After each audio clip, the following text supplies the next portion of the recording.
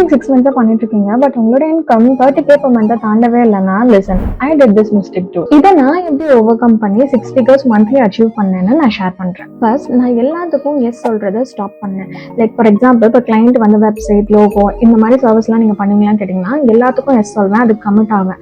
So first இதை நான் stop பண்ணேன். என்னோட நீஷை கிளியரா செட் பண்ணி நான் அதில் எக்ஸ்பர்டைஸ் ஆனேன். And then I fix my positioning as well. ஒரு கிளைண்ட்டை நான் அப்ரோச் பண்ணும்போது இல்லை கிளைண்ட் என்ன அப்ரோச் பண்ணும்போது நான் ஜென்ரிக்கா நான் ஒரு சோஷியல் மீடியா மேனேஜர், பர்ஃபார்மன்ஸ் மார்க்கெட்டர்னு நான் சொல்லலை. ஐ ஷோட் த ப்ரூஃப்.